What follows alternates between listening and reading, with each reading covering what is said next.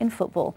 The issue will be back in the headlines next week when John Terry faces a racist abuse charge at the Football Association. The MPs are calling on all governing bodies to take responsibility for tackling the problem. Paul Brand has this report. Charges of racism against John Terry didn't just question his name, but the name of football too. While the Chelsea captain has been cleared in court, today the Culture, Media and Sport Committee says it still has concerns about football and the example it sets to fans. Footballers are the role models for the fans. If they see them misbehaving on a pitch, then often that's copied at lower levels through the game and certainly at grassroots level, but also mimicked and copied on the terraces. And it's the sort of thing that hopefully we hope that in the future will take no part in the game. The MP's report urges the Football Association to be stronger on racism. It calls for special training for stewards so they can deal with racist chants at grounds. It suggests the FA should tackle racism at the amateur level too, and it calls for more transparency in how managers are appointed. Charlton's Chris Powell is among the very few who are black. I think we've only got to look at the Olympic Games and realise I think they've totally redefined the use of the word role models.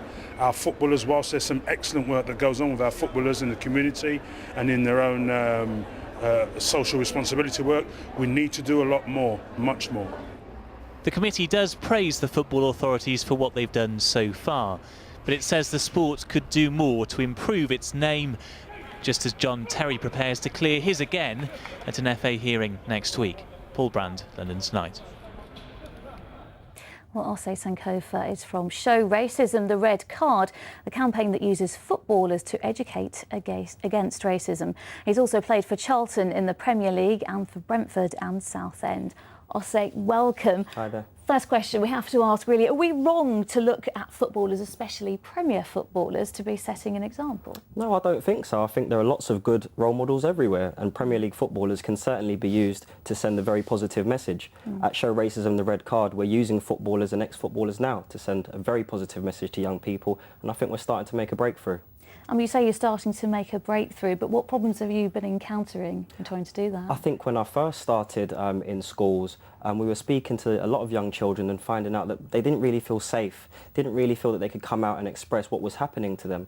And with repeat visits to schools, we've been able to find that actually children are now feeling more comfortable in saying what's happening to them and solving their problems. Yeah, back to the Premier footballers, the football season started while the Olympics were still very fresh in our minds, while the Paralympic Games were still going on.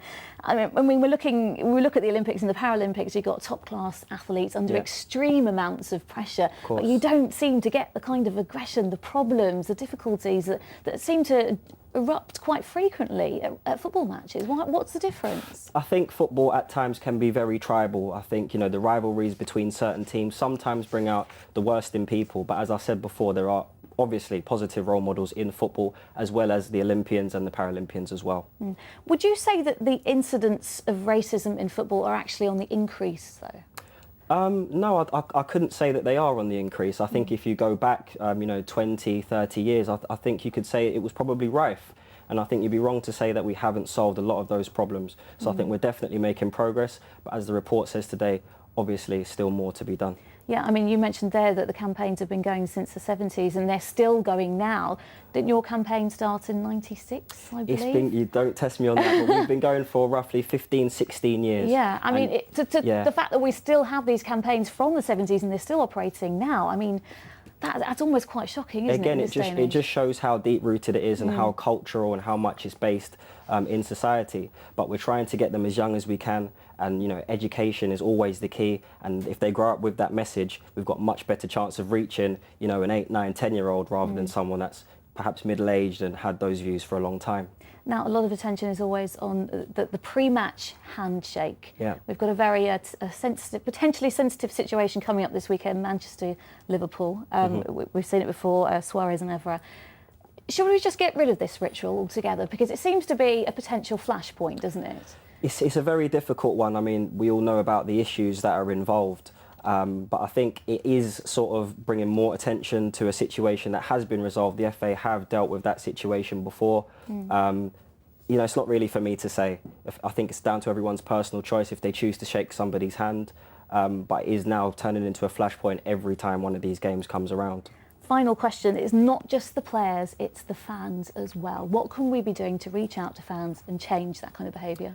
Very difficult question, but I think ultimately, you know, football grounds are becoming more family associated environments, and you know, it's important that we're setting a good example for the young children. You know, you don't want young children growing up with these views.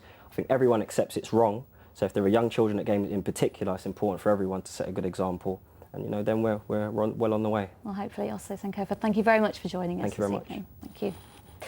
Well, we've spoken of the examples set by the athletes